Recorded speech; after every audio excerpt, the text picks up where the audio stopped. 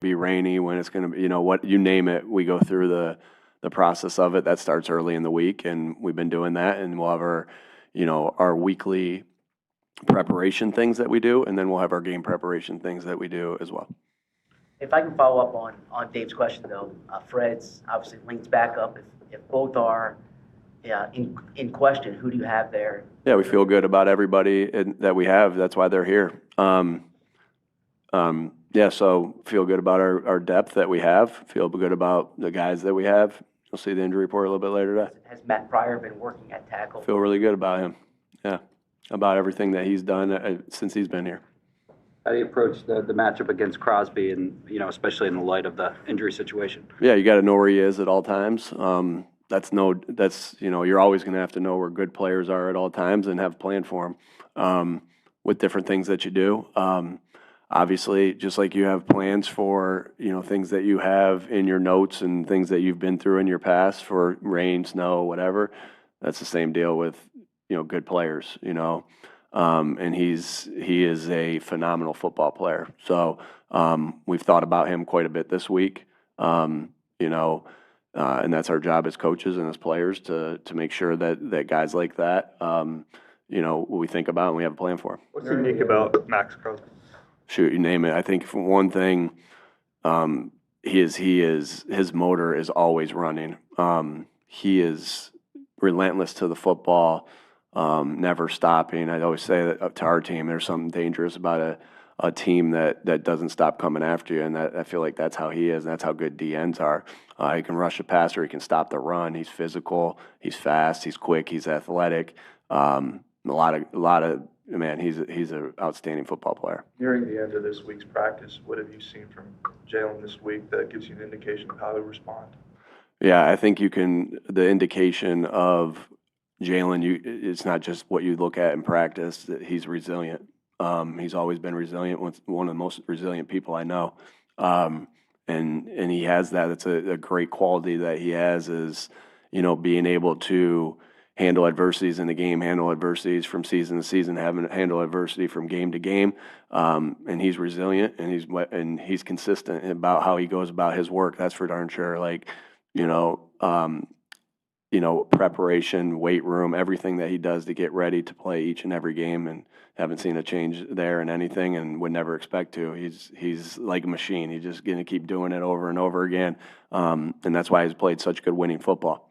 With Saquon, what did you see last week and the running game overall that can be built upon, I guess, this weekend going forward?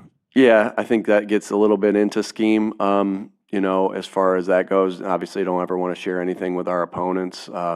But there's some things that we definitely want to build on, and there's some things that, little tweaks here and there to help with the scheme. I think, excited about the plan this week. We're going to have to go out and call it at the right times, and we're going to have to go out and execute it, when necessary, every single time.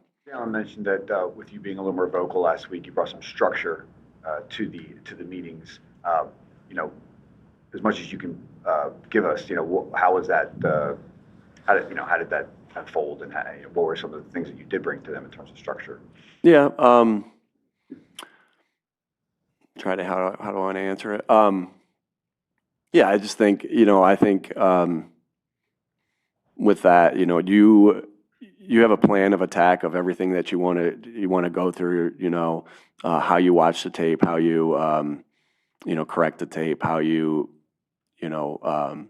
plan and go about the daily process. So I know he's been with me with that and that structure. Just Kevin does things pretty similar as well, and just jumped in on a couple things, and but it was a good group effort by the entire staff, by all the players, and for this week's preparation, and hopefully we see those results in the game. When you have a guy like AJ, who had kind of a rough game for him against the Chargers, what do you kind of look for this week and to see how he kind of overcomes that and gets back on track?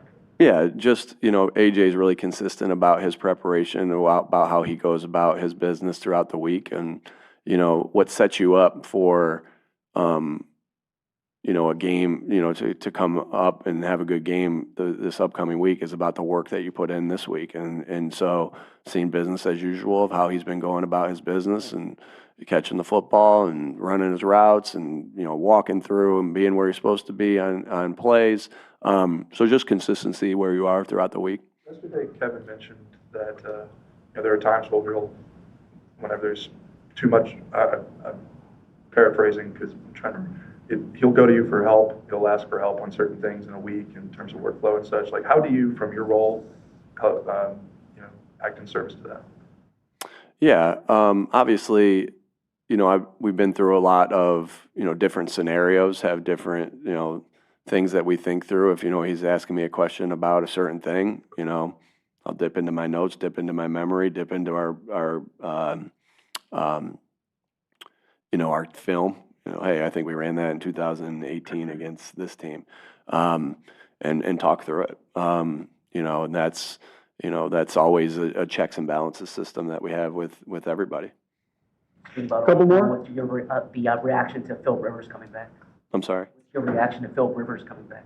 Yeah, be excited to watch him play if that's the way they go this week. I have no idea, but I have a good relationship with him and wish him the best, and always wish Shane the best. Always rooting for them, and it's exciting.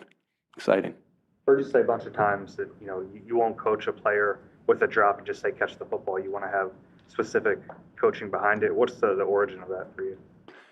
Yeah, I think that's with anything. It's like, of course, I don't want to fumble the ball. Of course, I don't want to. I think it was probably me as a wide receiver. Is like, hey, catch it.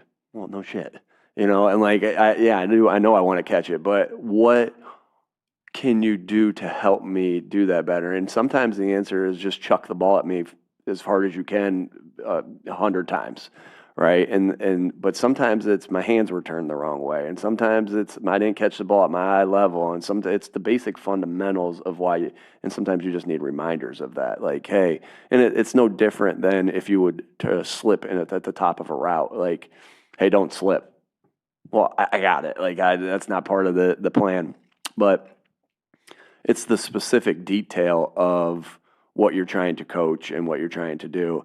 And for whatever reason, drops to me fit into that more than, like, the receiver that's catching the football wants to catch the football way more even than I want him to catch it. And I want him to catch it really bad, even more than any fan wants him to catch it, or any media member, or you name it, or what fantasy, whatever whatever it is. Like, that guy wants to catch the ball more than anything. So it's not, and sometimes I think with drops you can get mental with it, and it's like, hey, make that putt.